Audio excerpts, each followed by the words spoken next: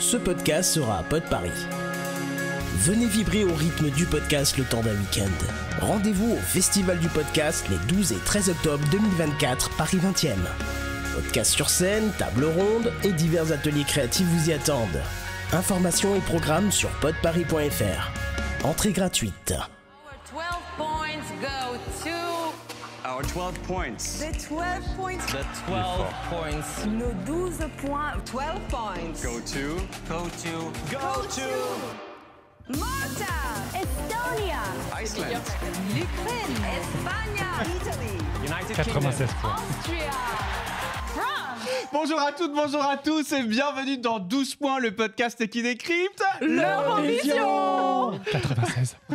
1996, effectivement. Ce soir, on enregistre un nouvel épisode inédit de l'Eurovision et je suis ravi d'avoir autour de la table Fabien Randall avec nous. Bonsoir.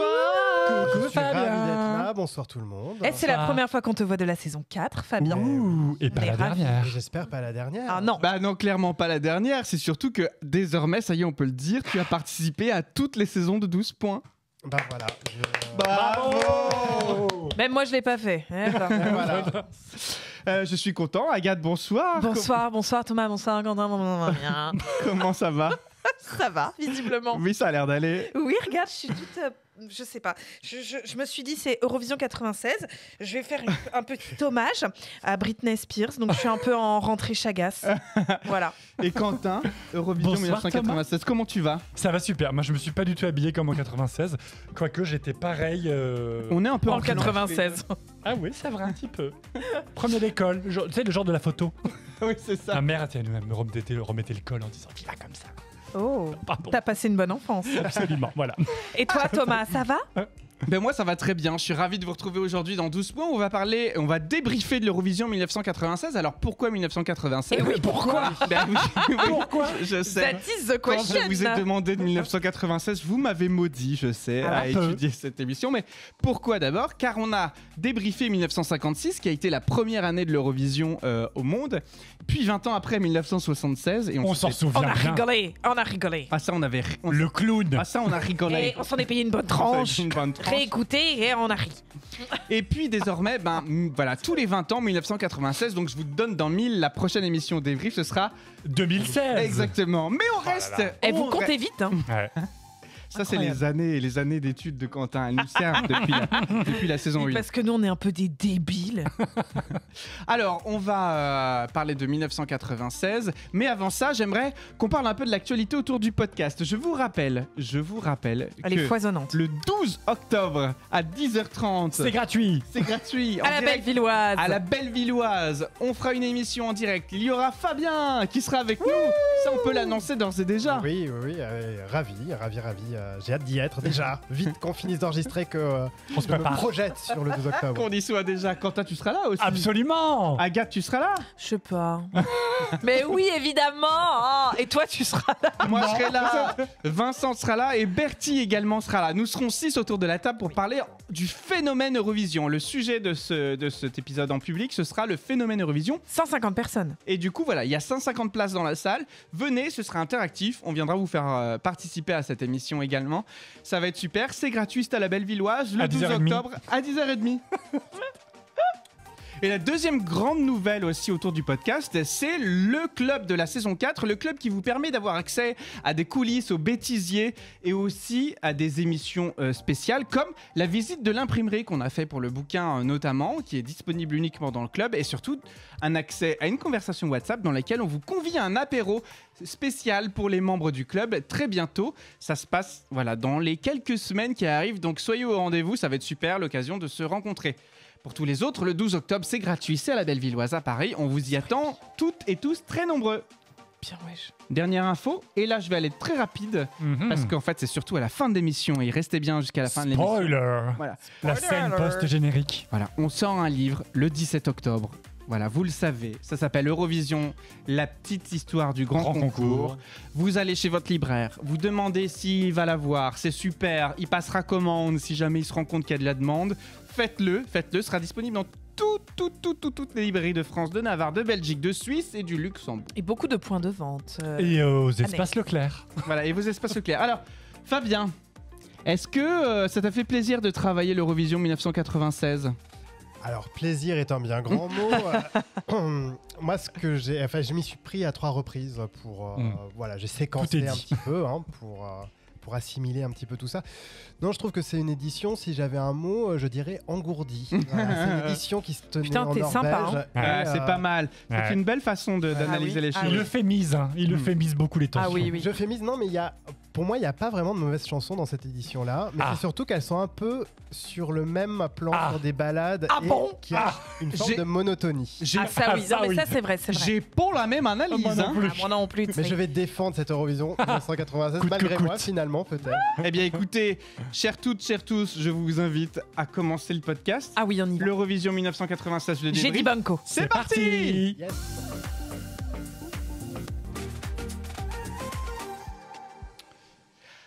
Alors, l'Eurovision 1996. Tu nous disais il y a quelques instants, Fabien, que toi, il n'y avait rien acheté au niveau des chansons. Écoutez, avant de parler des chansons, moi, je vous propose qu'on fasse déjà un tour de table globalement de cette Eurosong Contest. Et déjà, ça, je voudrais quand même qu'on le mesure. Ce concours ne s'appelle pas Eurovision Song Contest. C'est l'unique fois où les producteurs ont essayé de rebrander, de moderniser ce concours en l'appelant Eurosong 96. Et c'est la seule et unique fois. Ah bah, tu vois, je n'ai même pas remarqué. Ouais, mais pour l'anecdote, c'est sous ce nom-là qu'est connu le concours en Italie. Voilà, il est appelé l'Eurosong, ce qui énerve beaucoup les spécialistes de l'Eurovision italien et italienne, alors que l'Italie n'a pas participé à cette édition-là. Donc c'est un mystère. Et boule de gomme. C'est un peu comme les gens qui appellent encore Euro Disney Disneyland. Voilà, exactement. Voilà, c'est oui, c'est à l'ancienne. Oui, D'accord. Et tout comme les gens qui n'appelleront jamais le nouveau nom des parcs studios, qui l'appelleront toujours studio dans 25 ans. Exactement, dont je ferai partie. Moi aussi. Alors, l'Eurovision Song Contest de 1996 se déroule en Norvège après la victoire l'année passée de Nocturne. Enfin, Secret Garden avec la chanson Nocturne. Exactement. Et alors, si on devait juste se consacrer Oslo déjà Puccino. à l'ouverture... Juste pour faire ça. Putain. Elle est pas ouf. Non mais franchement... On la prend, on la garde, on la garde. Merci. Vous êtes sport. Vous êtes sport, les gars. Si on devait se concentrer déjà juste sur l'ouverture de cette Eurovision 1996... Ah bah j'ai déjà oublié. En fait, je trouve que on parlait que l'Eurovision était une photographie de l'Europe à un instant T. Et ben là, je pense qu'on peut pas faire plus photographique que les années 90 que cette session. Fabien. Oui, si on parle de l'ouverture avec le petit clip sur l'histoire de la Norvège, bon, c'est pas du Thomas Joly. Hein. Ah non. On est sur des espèces de moments festifs à l'époque viking, médiévale, etc. Tout ça, jusqu'à la Norvège contemporaine. Et là, c'est le concours qui commence.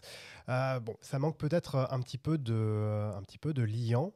Et ensuite, ça enchaîne directement avec la chanson du co-présentateur, qui est l'un des membres de AA et qui a imposé.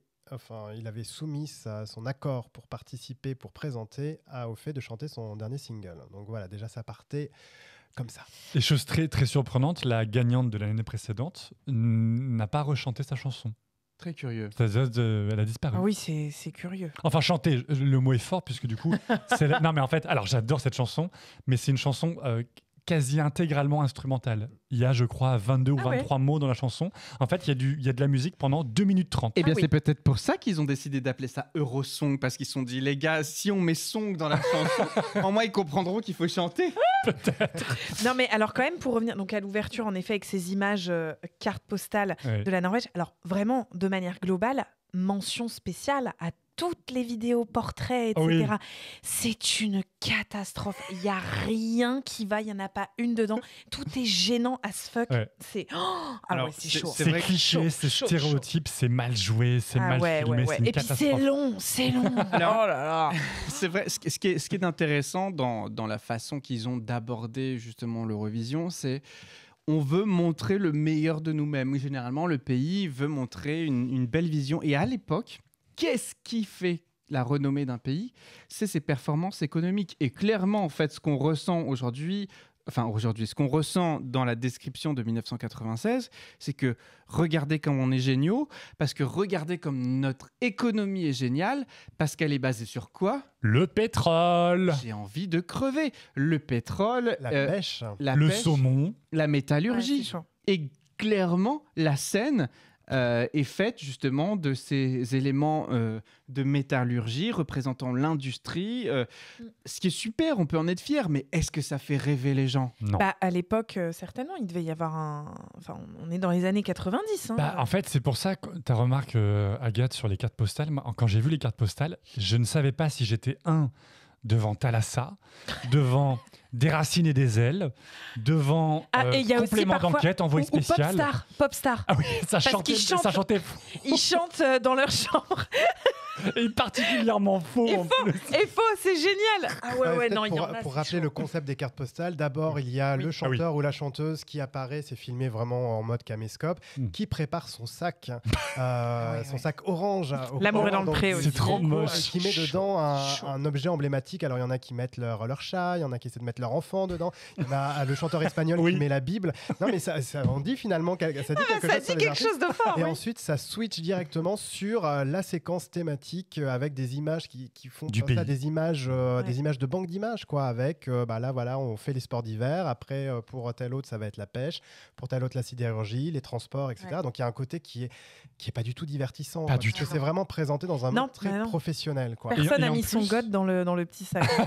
On l'a pas Dommage. vu, mais et en plus, ça finit sur une note pas du tout festive et, à mon avis, en tout cas, Ah je ouais. trouve beaucoup trop solennelle, où c'est souvent le Premier ministre, le président, le ministre des Affaires étrangères qui souhaitent bonne chance aux représentants. Et du coup, ça fait tout de suite très guindé, très, très élitiste. Oui, et en même c'est- temps, je comprends. Moi- Tu vois, je trouve que ça montre quand même un engagement du pays qu'aujourd'hui, on n'a pas. Exactement. C'est Bah, vrai. moi, tu vois, Ouais. je l'ai noté sur mes notes.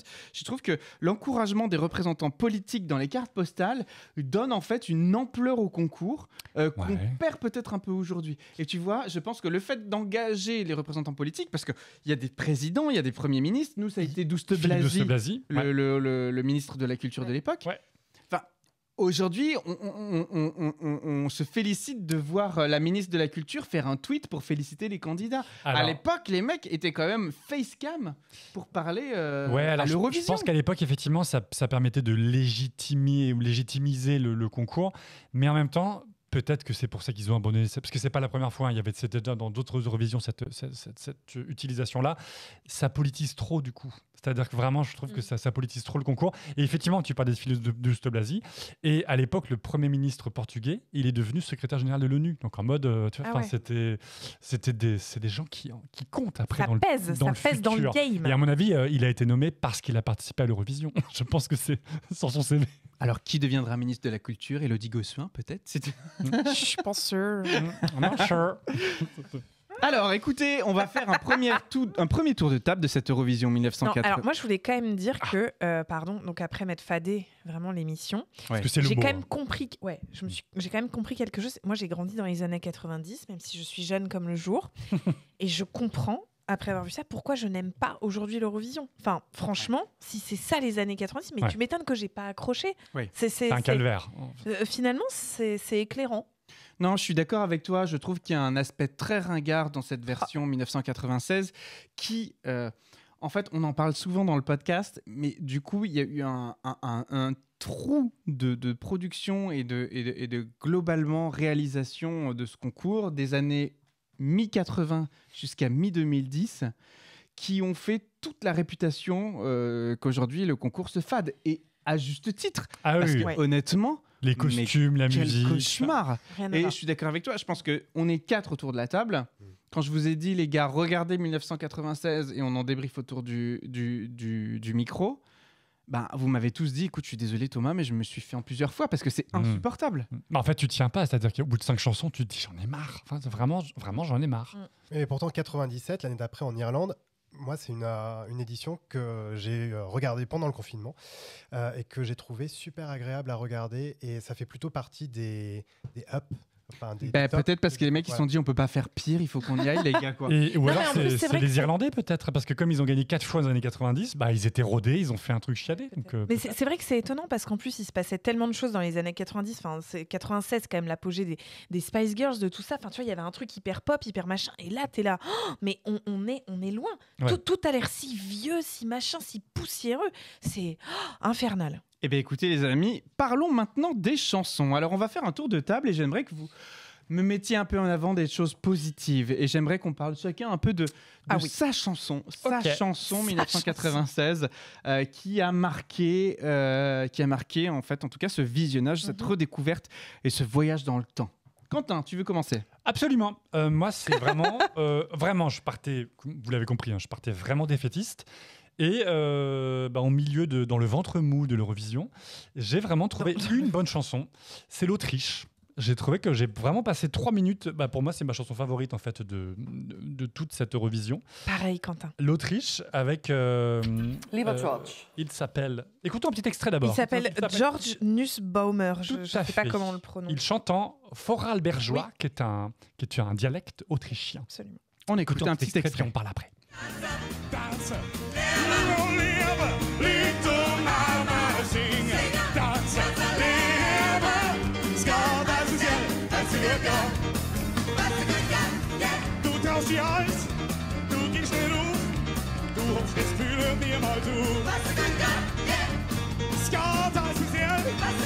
Et là, vous voyez, c'est là qu'une bonne chanson, quand bien même on ne comprend pas les paroles, ça fonctionne. C'est-à-dire que là, c'est simple, au bout de 30 secondes, t'es dans la chanson, c'est très gospel, il y a du rythme, oui, mais voilà. T'es emballé. Oui, mais même justement, parce qu'on entend que c'est une langue qu'on ne comprend pas.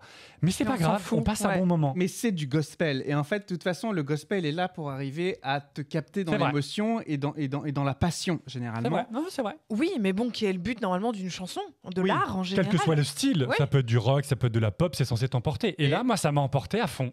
Numéro 1, moi aussi. Ouais. Ah ouais, moi aussi. C'est pas la tienne Moi, c'est dans mon bottom. c'est pas vrai. Moi, c'est un truc, le visuel, le côté, si je me souviens bien, ils sont en vert pop. Oui, enfin, alors le chanteur aveugle te dérange, c'est ça. Non, mais voilà, j'ai vraiment eu pas de problème à faire un top 10, mais l'Autriche n'en fait pas partie. Ah ouais. Ça, c'est marrant. Ah, moi, c'est vraiment mon top 1. C'est-à-dire que et d'ailleurs, il n'y en a pas d'autres. Oui, c'est ça. Ouais. J'étais dans une léthargie profonde et là, j'ai fait « Ah, enfin !» L'énergie de l'Eurovision. Sachez qu'il était surnommé la voix noire de l'Autriche. Mais moi, c'est le seul sur qui j'ai fait des recherches parce que j'en pouvais plus. Mais moi, je pense que cette chanson aurait pu gagner si elle avait été chantée en anglais. Tu crois ? Ouais. À mon avis, ça change rien. Je suis assez d'accord avec ce que Quentin disait.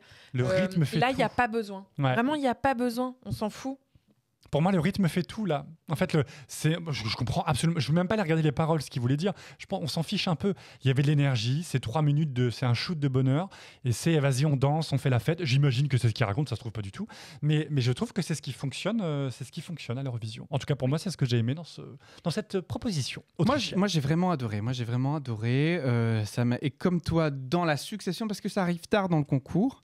Ça arrive au bout de 44 minutes. Si, ça arrive au bout de 44 minutes. Ouais, mais c'est un tiers des chansons. Oui, mais en fait, quand tu es à 44 c'est déjà très long. C'est déjà très long. Extrêmement long. On est déjà en 97. Ah ouais. Surtout qu'elles étaient tirées au sort, les chansons à l'époque. Oui, donc, c'était pas les producteurs qui choisissaient l'ordre de passage. Parce que j'aurais mis ça en premier pour lancer la compétition un peu de peps. Oui. Et alors après, on se sera fait chier. Oui, ça. Mais alors, du coup, je suis très intrigué de savoir, toi, Fabien, qu'est-ce qui a pu être dans ton top de 1996 ? Pour moi, c'est peut-être la chanson qui a... Alors, c'est peut-être le fait que c'est la chanson qui a peut-être le mieux marché, finalement, après le concours. C'est le Royaume-Uni, avec la chanteuse australienne Gina G. Et Just a Little Bit. On écoute un petit extrait. Et on en parle après. On a beaucoup de choses à dire là-dessus.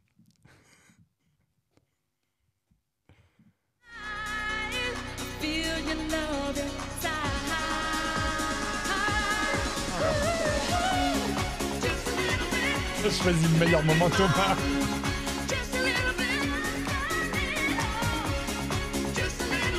Attends, je veux qu'elle chante. Bah non. Crevez. Moi, j'adore le rythme. En fait, le refrain est génial. Le problème, c'est la voix.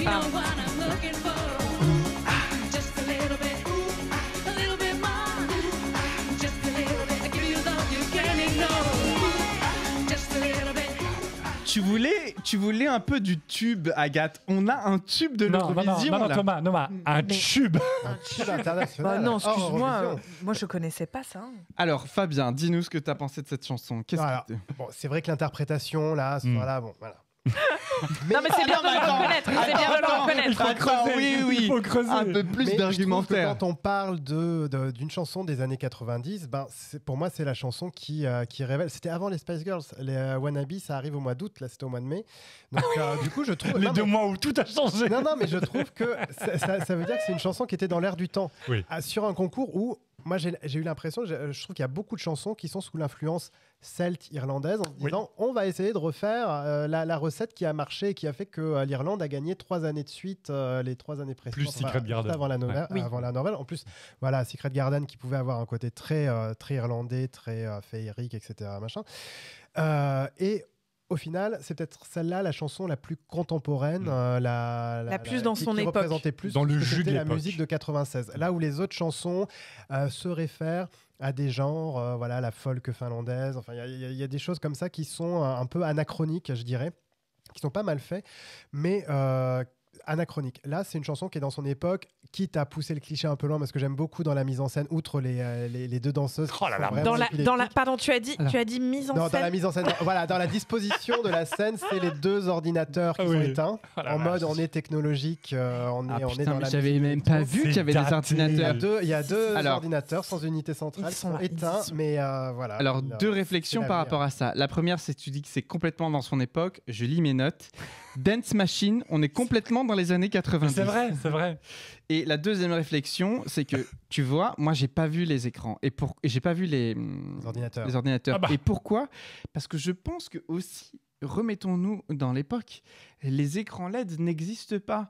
Et en fait, je trouve que cette scène avec cette structure métallique, ce fond noir, c'est juste Projo qui raconte rien, triste. juste c'est triste à mourir. Et pour autant, tu regardes des concerts de Michael Jackson ou de Madonna à l'époque, c'est ça. En fait, on ne sait pas faire mieux en staging que ce qu'on voit là à l'Eurovision. à Oui, ce ça fait moment-là. un Alors- peu rétro-futuriste. Alors après aussi Thomas, je pense que tu n'as pas vu les ordinateurs parce que tu étais subjugué par cette danse, Et c'est- et c'est- par cette parade des deux danseuses et attention. sous extasie. Non, parce que vraiment, elles sont droguées. Et Enfin, alors, vraiment, moi, je me vraiment, suis dit les- pendant les- 3 minutes, elles sont droguées. les Je ne vois que tenues, ça. les tenues, les tenues. Alors la chanteuse est en boule disco Oui. et les 2 autres elles sont en fluo. Bah moi j'ai eu mal aux yeux. J'étais qu'est-ce qui se passe? Mais éteignez ces phares. C'est 90, c'est les années 90. C'est ça. Et les mouvements saccadés. Et la Ah, Corée est c'est- si mauvaise. Elles font des AVC sur place. hein. Et alors, Ah ouais. moi, ce que j'ai écrit à ce moment-là, je ne peux pas m'empêcher de m'imaginer la reine qui subit ça. Ah oui. Parce que la reine de Norvège Elle est dans le film. Elle est là, ce soir, elle est là, elle est dans la- présentée. Enfin, on ne sait pas. Elle a peut-être fui à ce moment-là. Non, mais quand même, Attends, quel donc là calvaire. t'es à peu près quoi, 15, un peu plus de 15 minutes, c'est C'est ça? la on est deuxième à chanson. 17 C'est la- Et c'est j'ai la déjà 30. noté la touche avance rapide est ma préférée. déjà. Mais ce qu'il faut noter, c'est que cette chanson Ou a Just a Little Bit est un tube à travers toute l'Europe. C'est-à-dire Sauf que. en France. Sauf en France. Alors moi je connaissais pas. hein. Bah, Je justement. savais même pas que Mais c'était un justement- tube. Justement, en tube fait, aussi ça aux n'a pas États-Unis. marché. Et il y a eu un Grammy Awards. Ça a été nommé des chansons pop de l'année. Il y a différents classements. C'est un tube européen et en Australie, parce que notamment la chanteuse est australienne. Et en France, elle n'a rien vendu. C'est fou, C'est-à-dire que ça. ça n'a pas fonctionné. Ah ouais. On n'était pas prêts. Ah, ça, on n'était pas prêt. Agathe, est-ce que tu es prête ? Oui. Ah bah, je suis prête à je sais pas quoi, mais à tout. Eh ben, Faites-moi faire ce que vous voulez. Eh ben, s'il te plaît, donne-moi un peu une chanson qui t'a émoustillé de cette Eurovision 1996. Et c'est la fin de l'émission. Je suis emmerdée. Alors, c'est pas grave, je vais parler d'autre chose. Alors, si, franchement, il y a un truc qui m'a fait hurler de rire et qui m'a réveillé le tympan. Oh, je Eh bien, sais. figurez-vous, Ah oui, c'est la putain, Croatie. j'en ai tous. Je l'ai aussi. Mylène Farmer du pauvre. Non, hein, mais j'ai parce mis, que... j'ai mis Mylène Farmer Ah non, Wish. alors Attends, j'ai laisse j'ai le Agathe time finir. code. Alors c'est sur la grande émission, c'est à 40 minutes 51. D'un coup, la note haute est exceptionnelle. Donc elle ressemble vraiment, pour vous dire, ouais, à Mylène. Mais raté, c'est une cata parce qu'elle chante mal tout le temps. Pauvre gosse. Est-ce qu'on peut écouter ce Ah ouais, moment ouais. le cri. Là, tu l'as le cri.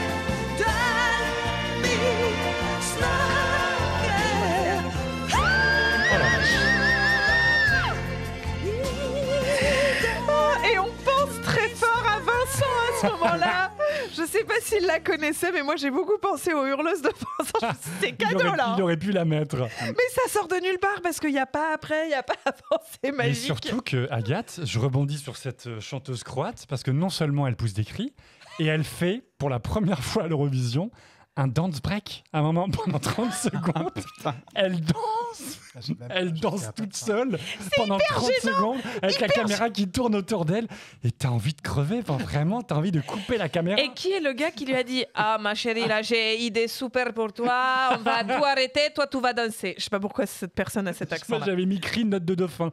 Mais c'est ça, mais c'est effectivement, vu que la scène, il y a peu de choses à faire. Enfin, finalement, les artistes ne sont vraiment pas aidés. Il faut faire vivre le truc. Ça vit pas quand même. Et c'est souvent, il y a d'autres chansons où il y a justement des chorégraphies qui cassent tout complètement, qui en plus perturbe l'attention. Voilà, on n'écoute plus la chanson, on est focalisé sur le danseur derrière qui fait n'importe quoi. Et c'est un vrai problème. Et juste pour revenir sur l'ambiance, parce que je trouve que ce qui met aussi une ambiance un peu froide, c'est vraiment le duo de présentateurs qui est passif-agressif, avec un humour en mode on organise et puis on n'organisera plus jamais. C'est trop cher. Et ça commence. Et ça ne marche pas. Enfin, il n'y a rien de festif. Ouais. Ah non, il n'y a rien de festif. Et ça ne marche pas. D'ailleurs, le public ne réagit pas du tout à leurs blagues. Rien ne fonctionne. C'est une catastrophe. Et alors peut-être également ce pourquoi ça ne fonctionne pas. Je ne sais pas si vous avez remarqué, mais c'est l'année des femmes seules.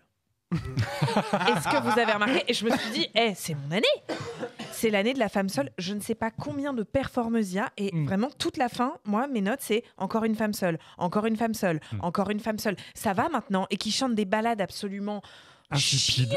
Insipide, c'est toute la même, c'est infernal. Et alors, elles adorent être en blanc. Les femmes seules en blanc, et à un moment, je dis, oh, en rouge, oh, ça change. C'est une catastrophe. Hein. Il n'y a pas beaucoup de choses à retirer de manière positive à l'Eurovision, mais 1996, mais j'ai envie qu'on continue d'essayer d'aller l'en chercher. Et toi, Thomas, est-ce que tu en as une justement? Ah oui, écoutez, moi, après l'Autriche dont on vient de parler... Et d'ailleurs, juste fun fact, la Croate a terminé 4e. Ah ouais? Oui. Putain, c'est pas mal, hein? Ouais, c'est beaucoup. C'est mérité. C'est pas mérité. Non, mais en fait, ce qui est extraordinaire avec la Croate, c'est qu'elle hurle. Enfin, tu vois, elle essaye de faire ses whistles à la Mariah Carey à un moment donné. Sauf qu'en fait, ça n'apporte strictement rien à la chanson. C'est mal fait. Ni dans l'air. Et c'est ni dans l'air. La note est fausse. Enfin, c'est une catastrophe. Et ça arrive comme un cheveu sur la soupe. Tu t'y attends pas. Alors, ça réveille le retraité qui s'est endormi. Et la reine. La retraitée moldave. Non, à chaque fois que moi je vois une horreur, je pense à la reine à ce moment-là. Ouais. En parlant de Mariah Carey, celle d'avant, je l'aime bien quand même parce que je me suis dit dans le look, ça y est, elle est dans son époque, c'est Malte. La petite, j'ai mis tiens une petite pouffe et elle chante I Can't Live dans son portrait hyper faux. C'est à hurler de I Can't Live. Allez, on écoute son extrait. Dans le portrait, incroyable.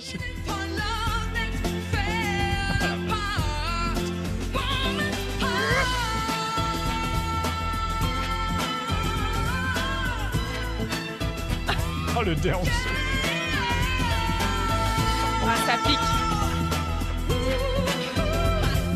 Alors, vous savez à qui me fait ressembler cette femme? À qui me fait penser cette femme? Je sais ce que Dora tu veux dire. l'exploratrice. Oui. Non, parce qu'à l'époque, non, mais elle me fait penser à Anne du Disney Parade. Ah, oui. Elle a un truc de Anne du Disney Parade avec Jean-Pierre Foucault.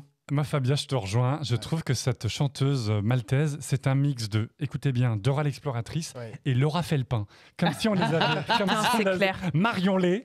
Et Dora l'exploratrice, j'ai regardé, c'est les bonnes couleurs. Oui, c'est la vrai. même coupe de cheveux. J'ai vérifié aussi Dora l'exploratrice. Je me suis dit, tiens, est-ce que c'est. Et Laura c'est vraiment Felpin, un très truc très qui me drôle. révèle C'est très un marrant. Et alors, Très marrant. en tout cas, il y a un truc véridique aussi globalement dans cette réalisation 1996, et à savoir à quel moment on a mis en place les premières répétitions, les secondes répétitions, les dress rehearsals, les family rehearsals, etc. Parce qu'en fait, tout au long de l'Eurovision 1996, il y a un problème de réalisation sévère. Oui. C'est-à-dire que chaque chanteur ne sait pas quelle caméra regarder. Pourtant, il n'y en a pas 12. Hein. Et il y a un nombre incalculable de regards hors cam. On sent qu'elle pointe du doigt. Et en fait, il n'y a pas le... Enfin, c'est pénible. Et Malte, c'est significatif. Je l'ai marqué sur mon cahier. Sur ton cahier, je le vois. Sur les petites notes. Je le vois que c'est noté sur ton cahier. Mais en tout cas, autre chose sur la réalisation qui pour moi est un calvaire à regarder visuellement. Ils ont dû avoir une licence pour mettre des filtres et des effets lumineux. Ah, mais les effets noir et blanc, mixés à la couleur. Alors, il y en a un autre, je crois que c'était la Maltaise, qui a un filtre avec un cœur rose. C'était là, on l'a vu. J'ai envie de crever. Enfin, ouais. vraiment, et ne parlons pas de celle qui ressemble à Marilyn. Oui. Oh là là. Le bandeau de carré sur la Oh là là. aussi. Il y a des trucs dans la réalisation où on se dit, mais est-ce que ça a été demandé par les délégations ou est-ce que c'est le réalisateur qui s'amuse en se disant, tiens, faisons original. Alors, redorons le blason de l'Eurovision 1996, je vous en supplie. Et avouons quand même que l'orchestre symphonique en live apporte beaucoup et sauve beaucoup de prestations de femmes seules, Agathe. Merci de me pointer du doigt. Oh oui, en mettant mon Dovision, comme on disait. N'hésitez toujours pas à m'envoyer un petit message. Alors, moi, moi, j'adore l'orchestre en live, mais franchement, si c'est pour faire ça, c'est dommage. Je suis d'accord avec toi. Si c'est pour avoir un truc d'une telle mauvaise qualité, quel dommage. Et au-delà de l'échange, 1, 2, 3. Et au-delà de la musique, en fait, c'est surtout un orchestre qu'on ne met jamais en valeur tout au long de l'émission. Il n'est pas filmé, il y a juste le chef et tout qui arrive. Mais putain, c'est dommage, bordel. La scène est très longue, quoi, en fait. Elle est vraiment... C'est panoramique, quoi. Donc, il y a l'orchestre d'un côté et puis les chanteurs, choristes, danseurs de l'autre. C'est quand même pas très étonnant qu'il l'ait retiré à un moment si c'est pour en faire ça, en fait, l'orchestre. Ouais, mais c'était surtout une question d'argent. Mais moi, ce qui me surprend, c'est qu'on est quand même en 96 et pour avoir vu, alors pas forcément des Eurovisions complets dans les années 80, mais ne serait-ce que 88, donc la victoire de Céline Dion, et l'orchestre amène, je trouve, beaucoup plus d'énergie dans la chanson. Là, on a l'impression que c'était une bande-son. Enfin, on a l'impression que c'est une musique d'ascenseur en fond, ou alors le mix son n'était pas bon. Je sais pas, je trouve que musicalement, au-delà des chansons en elles-mêmes, on s'ennuyait. On n'entendait pas beaucoup la musique. C'est vrai, on entendait trop les voix, justement, notamment les cris croates. Alors, 1996, c'est une année particulière parce que sur le territoire européen, et notamment dans le monde, il s'est passé plein de choses. Mais Quentin, est-ce que tu n'aurais pas 2-3 choses à nous raconter sur cette époque ? Peut-être. Sur cette époque. Peut-être. Oui, j'ai bafouillé, du coup, je l'ai refait. J'adore. Françaises, Français, mes chers compatriotes. Les amis, chers auditeurs et auditrices, nous voici donc embarqués pour l'Eurovision 1996. Et nous partîmes la fleur au fusil avec la volonté de bien faire en regardant et en écoutant consciencieusement toutes les prestations et en prenant des notes pour réaliser un bel épisode du podcast. Et puis, au bout de quelques minutes, le doute s'est installé dans nos esprits. Au bout de 15 minutes, la messe était dite. Et comme Marianne James lors de l'Eurovision 2016, nous nous sommes dit... Oui, pourquoi ? Pourquoi, Marianne ? Pourquoi l'Eurovision 96 ? Car en effet, comme on vient de le dire, pour les fins connaisseurs de l'Eurovision des années 90 et en particulier de cette année millésimée 96, vous vous êtes sûrement dit comme Géronte dans les fourberies de Scapin. que diable allait-il faire dans cette galère ? Et quelle galère, les amis, quel calvaire, quel supplice, quelle angoisse, quelle souffrance nous avons dû subir pour vous divertir, mes chers auditeurs et auditrices. Compte tenu du niveau, disons les termes, plus que médiocre des 23 performances de cette Eurovision 96, je me suis concentré sur les à côté du concours, à savoir les cartes postales, le numéro d'ouverture ou encore l'intervalle acte, mais également sur ma petite marotte à moi, à savoir la politique et la géopolitique du pays organisateur, en l'occurrence la Norvège. Alors, comme le dit si bien Émilie Aubry, sortons nos cartes.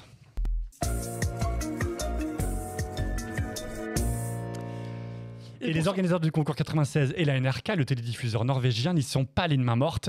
Ils nous présentent l'économie et les richesses ressources naturelles de la Norvège à travers du numéro d'ouverture, mais aussi ses formidables cartes postales où nous pouvons découvrir la pêche au saumon, une usine de sidérurgie, du saut à ski, la chasse aux rennes et surtout, on découvre la grande richesse norvégienne du début à la fin des 3 heures du spectacle, richesse qui n'est autre que cette ressource mise en lumière par la candidate turque lors de l'Eurovision 1980. Le roi du pétrole, il m'a rendu folle. Roi de l'énergie, lâché en roi du pétrole. Le roi du pétrole, il m'a rendu folle. J'ai vu ses puits et puis ses barils et ma parole. Le roi du pétrole. Le pétrole. Car oui, c'est assez peu connu, mais la Norvège est le 7e producteur et exportateur de pétrole au monde et le 4e exportateur mondial de gaz. Notamment pour nous les Européens, particulièrement depuis l'invasion russe de l'Ukraine en 2022. Et alors là aussi, on sent que l'entreprise nationale norvégienne Statoil, aujourd'hui renommée Equinor, on sent qu'elle est sponsor de l'événement car on en a mangé du pétrole. Lors du numéro d'ouverture pendant les cartes postales avec cette superbe candidate belge qui termine sa carte postale en devenant pompiste à la station essence de Statoil, ubuesque. Ou encore dans la scénographie du plateau qui, selon ses designers, est censé représenter des puits de pétrole avec des mécanismes métalliques mobiles qui descendent et qui montent au gré des chansons comme des pompes à pétrole. Même pendant l'intervalle acte, cette ressource est mobilisée lorsque nous voyons une plateforme pétrolière offshore d'où jaillit une gerbe de feu qui me donne envie alors d'hurler. Les flammes de l'enfer! Mais c'est sur un autre élément de cet intervalle acte sur lequel nous devons nous arrêter quelques instants. Le spectacle d'entracte démarre sur des images de musiciens jouant de leurs instruments dans les lieux géographiques les plus pittoresques et instagrammables de Norvège, ce qui me donne enfin le droit d'utiliser cette punchline chiracienne par excellence, la Norvège. C'est loin mais c'est beau. Je dis c'est loin mais c'est beau. Hein. Je disais c'est loin mais c'est beau. Hein. C'est loin, mais c'est beau. Hein. Ça me dit, c'est loin, mais c'est beau. Oui, c'est très beau. Oui, Jacques, c'est loin, mais c'est très beau. Alors, nos musiciens interprètent des morceaux de musique classique, du piano sur une montagne, du jazz sur un phare, quand tout à coup...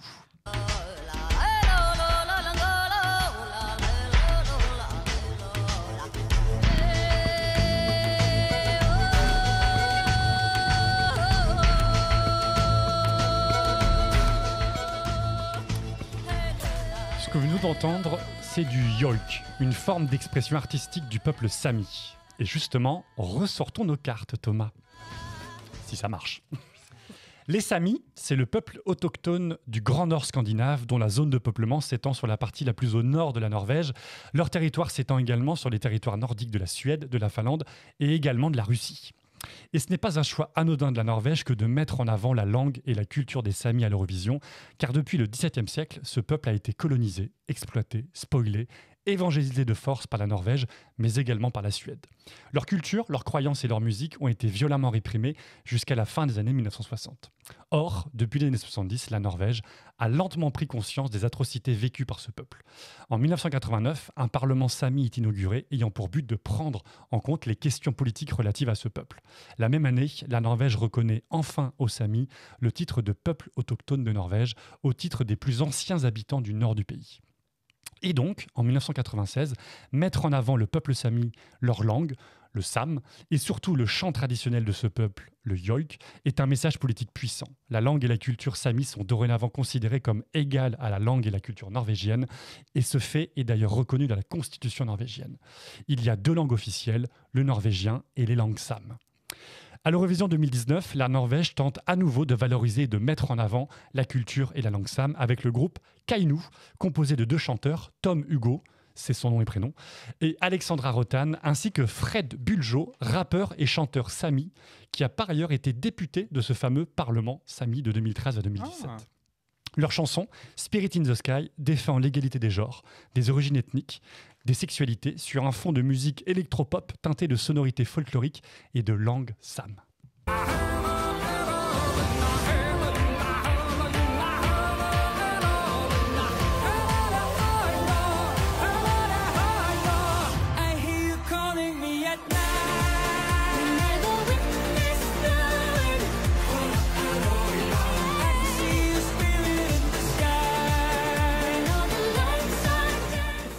Le succès est fulgurant. La Norvège remporte le vol du public, d'ailleurs mon vote aussi, mais échoue à convaincre suffisamment de membres des jurys. Il termine cependant à une belle 6e place. Oh. Alors que ça soit en 2019 ou en 1996, si l'Eurovision peut être le théâtre de la reconnaissance officielle de culture ancestrale des pays participants, si l'Eurovision peut être le lieu symbolique de l'affirmation que toutes les origines ethniques, que toutes les langues sont importantes, alors on dit oui. On dit oui aux langues nationales, aux langues régionales, on dit oui au folklore, on dit même oui aux langues inventées, et pour le reste, on diverge. Bravo!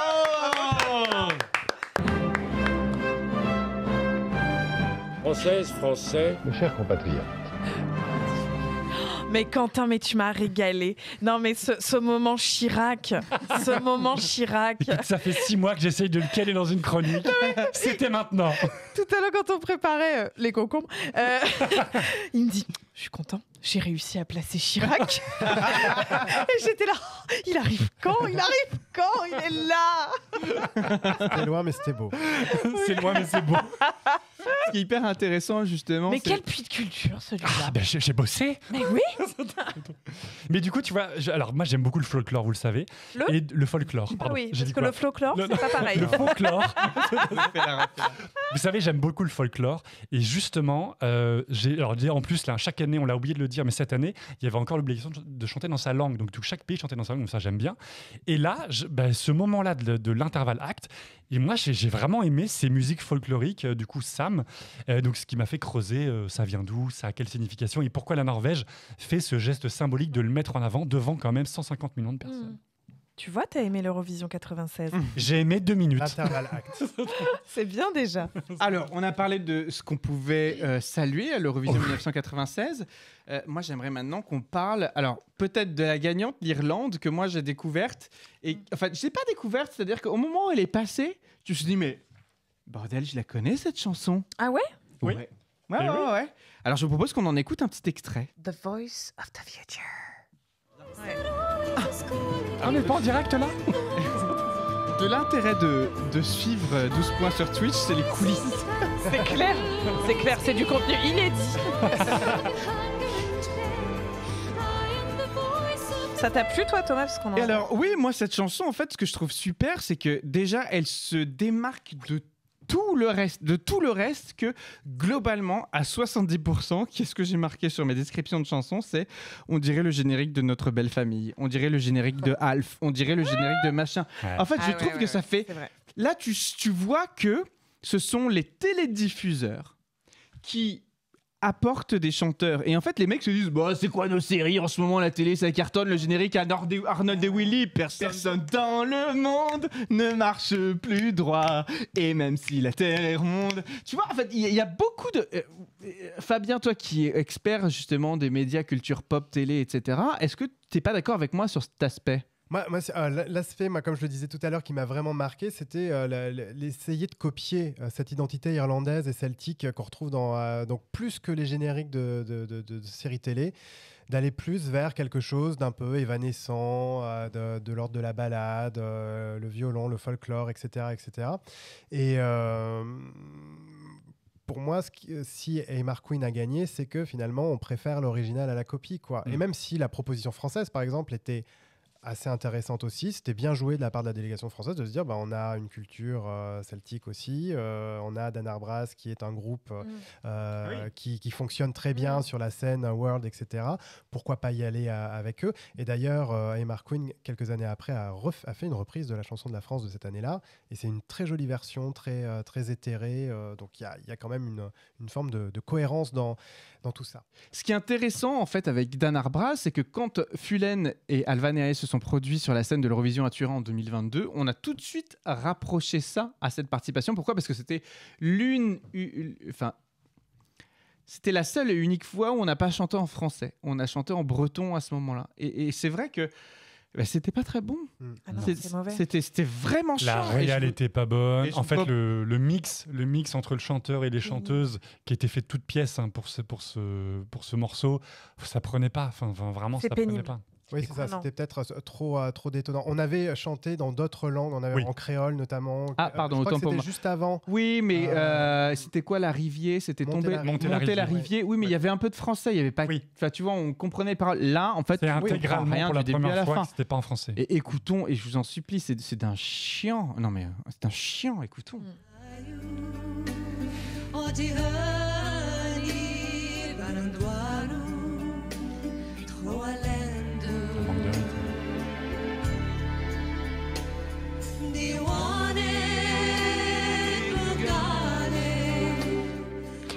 Moi, ça me fait penser au naufrage du Titanic. Moi, je trouve ça mais beau. 2 ans avant. Moi, je trouve ça beau. La version d'I Mar Queen est très belle aussi.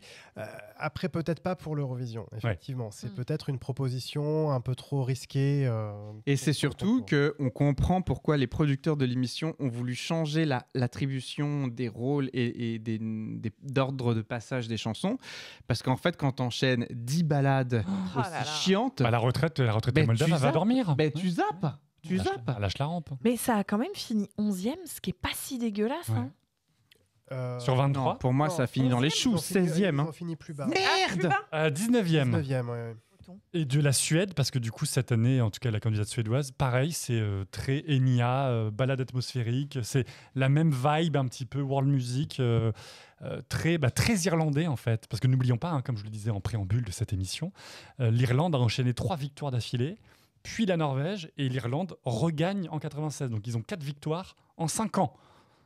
Champion du monde. Et à chaque fois, avec le même style musical, des balades irlandaises. Et parce qu'en fait, ça sort du lot. Et parce puis, que ça sort du lot. Et les jurys votent. Oui, les jurys votent. Oui, il faut pas oublier qu'il n'y a pas le public à ce moment-là. Moi, tu vois, je savais pas. Parce que sinon, si le public avait voté, je pense que notre amie anglaise aurait probablement gagné des points. Moins fini plus haut. Mais c'est vrai que c'était une année qui était aussi très contestée parce que même la victoire irlandaise a été très mal perçue par une partie du public aussi qui s'est dit l'Irlande, il y en a marre. Et tout ce qui est la présélection, puisque là, pour le coup, il y avait 30 pays candidats, mais il ne pouvait y en avoir que 23 pour la finale. Ah oui. Donc il y a eu un jury dont on n'a pas trop su pourquoi ils avaient décidé d'exclure 7 pays, dont l'Allemagne. Et ça s'est ressenti sur les audiences qu'un pays comme l'Allemagne ne participe pas. C'est la seule fois où l'Allemagne n'a pas participé à l'Eurovision. Et c'est ça qui a décidé l'UER à créer le Big Four, qui est devenu le Big Five ensuite quand l'Italie est revenue au concours, pour assurer la présence des plus gros contributeurs financiers et d'une part d'audience aussi non négligeable. Voilà. Ouais. Est-ce qu'il y a des chansons, on arrive bientôt à la fin de l'émission, les amis, dont vous voudriez quand même qu'on immortalise dans le podcast avant qu'on passe du coup à l'actualité qui nous attend pour les prochaines semaines? Moi, j'ai toujours quelque chose à dire. Hein. Ah bah, regarde, je t'en supplie. Alors, j'aimerais qu'on parle d'un duo gênant. Est-ce que vous voyez de quoi je veux parler? Oui. Ah bah alors, attends. Moi, j'ai noté un duo. Je vous le donne en mille. C'est l'Estonie. Estonie. Putain, j'ai marqué, ça marche, mais le duo n'a aucune alchimie. Alors, bon, bravo. déjà, dans le portrait, ça danse avec une tortue. Bon, passons.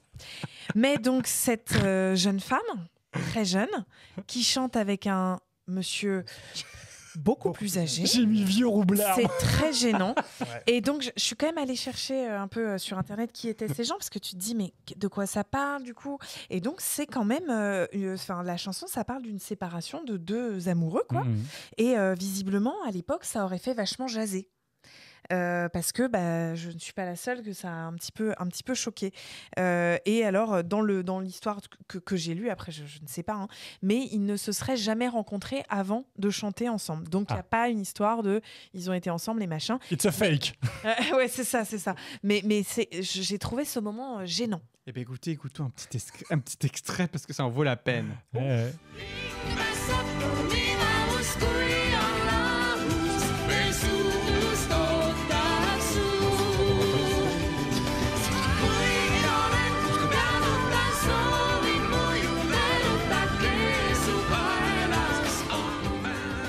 Vous voyez, quand je vous parle de générique de série télé des années 90, on est là-dedans, quoi. Mais je trouve que ça reste en tête, ce refrain, le passage chanté par la jeune femme est efficace. On dirait, le vieux, on dirait un cégétiste. Après, faut pas. Le costume. Parlons du costume. Mais parlons des costumes. Tu vois, par exemple, l'irlandaise. Enfin, moi, je vous disais tout à l'heure, il y a beaucoup de femmes en blanc et tout. Il y a un problème avec la virginité. Il y a un truc, je sais pas. C'est quand même étrange qu'il y ait autant de femmes et autant en blanc. Elle est encore en blanc. C'est bizarre, non? Ça passe bien peut-être à la télé à cette époque-là. Le fond de la scène est très très noir. En fait, il faut sortir de ça. Il n'y a pas d'écran LED, il n'y a rien. Ouais. C'est quand même assez triste, globalement. Contrebalancer le pétrole, c'est pour ça. Ouais. Fabien, est-ce que toi, tu as une chanson à nous partager? Moi, là, dans mon top 3, il y a l'Irlande qui est deuxième chez moi, et puis le Portugal, la troisième. Ah oui, je te rejoins, le Portugal. Avec une très belle chanson, je trouve. Une chanteuse très charismatique, qui dégage quelque chose. Je suis d'accord. Écoutons un petit extrait. E como vai tomando minha gente, vamos todos dar a pé. Estamos de maré, vamos dançar. Vem juntar o teu ao meu sabor. Põe esta canção a navegar. O meu coração não tem cor. Estamos de maré, vamos dançar. Vem juntar o teu ao meu sabor. Põe esta canção a navegar. Que o meu coração não tem cor. Ah, je suis d'accord, ça marche. Alors, on a un vrai problème de mise en scène quand même sur cette chanson. Pourquoi ils l'ont foutue avec son ukulélé dont elle ne se sert pas pendant 2 minutes 42. Ensuite, elle a fait 20 secondes et après, hop, elle le remet. T'es là-bas, enfin. Mais donnez-lui à la fin. Elle est tout encombrée avec son petit ukulélé. C'est un peu gênant. Moi, j'ai bien aimé. J'aime bien, c'est entraînant et c'est folklorique. C'est folklorique. Voilà, j'aime bien. Ouais, je suis d'accord avec toi. En fait, elle arrive à dynamiser la salle et on l'entend aux applaudissements. En fait, tu sens vraiment les chansons qui ont marqué le public dans cette session. Puis elle apporte quand même un truc un peu différent d'une balade. Enfin, ça fait une petite respiration quand même dans le marasme. Moi, c'est la première fois au Portugal que avant elle, j'ai mis c'est moi ou c'est long. Mais globalement, c'est long, mais c'est bon. Et globalement, l'Eurovision 1996 nous aura permis de apprécier le temps qui passe. Ah bah ça. Et justement, en parlant de temps qui passe, Thomas, je pense que, alors c'est pas tellement musicalement parce qu'on s'ennuie, mais visuellement, il faut que vous découvriez le costume de cette chanteuse belge, donc qui s'appelle Lisa Delbo. Donc entre le fait de devenir pompiste chez Statoil, dans sa carte postale, son habit de lumière. Pour moi, j'ai l'impression que c'est un hommage à Céline Dion 88. Oui, je suis d'accord avec toi. Je l'ai noté aussi. Je pense que c'est un hommage, sauf que là, c'est une jupe ras la moule avec un tutu par-dessus. Et j'ai l'impression le même tailleur en haut. Enfin, c'est une catastrophe. As-tu vu qu'elle était en quelle couleur ? En blanc. Visuellement, c'est une catastrophe. Ah ouais, c'est difficile.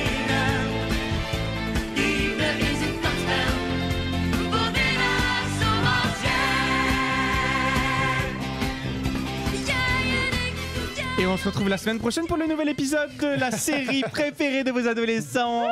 Non mais c'est vraiment Club Dorothée. Mais oui.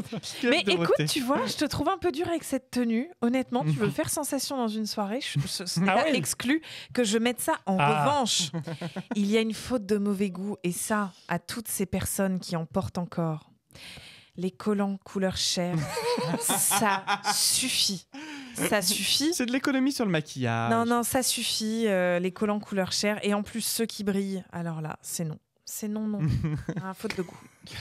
Les amis, on arrive à la fin de ce débrief de 1996 qui était finalement tout aussi long que cette année. Ouais, on n'a pas trouvé de pétrole, mais on a creusé. C'est pas faute d'avoir creusé. Mais en tout cas, ce qui est intéressant vraiment avec l'Eurovision, c'est que chaque année raconte une histoire. C'est une pépite. Oh, c'est beau. En fait, l'Eurovision, c'est comme une boîte de chocolat. On sait jamais sur quoi on va tomber. Exactement. Alors, 12 points, reprend du poil de la bête, parce que comme vous le savez, maintenant, nous avons un épisode par semaine et on se retrouve dès la semaine prochaine avec toi, Agathe, qui va nous partager un meilleur moment. Et que cela va-t-il être ? Ah, suspense, rendez-vous lundi prochain.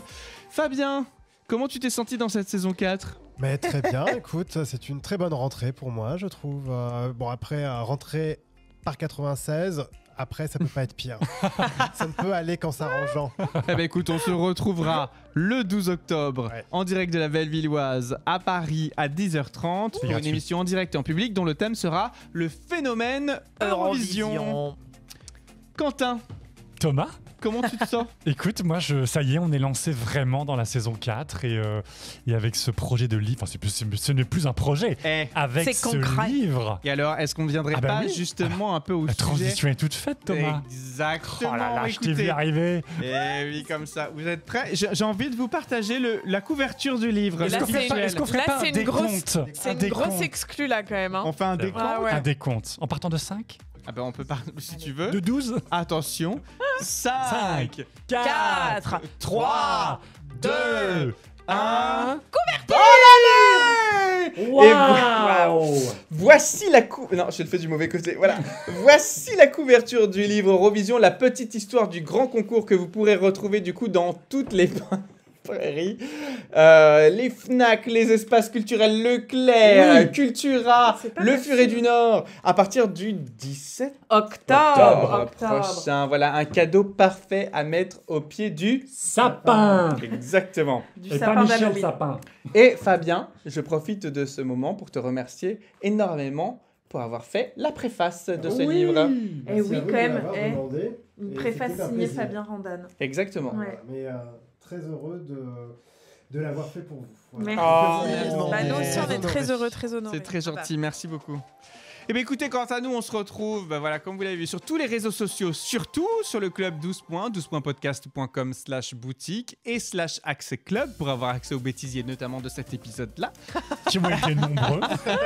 Qui ont été nombreux. Les amis, j'étais ravi de faire cet enregistrement avec Thomas, vous. tout Trop pareil. cool. Le prochain enregistrement est en direct et en public. Le Et 12 oui, octobre le à 12 10h30 à la Bellevilloise, c'est gratuit. À 10h30 du matin. Hein. Oui. Et puis très vite dans la saison 4 pour le débrief de 2016. Oui. À très vite. Allez, à très vite. Bonne soirée Des tout le monde. bisous. Bisous. Au revoir.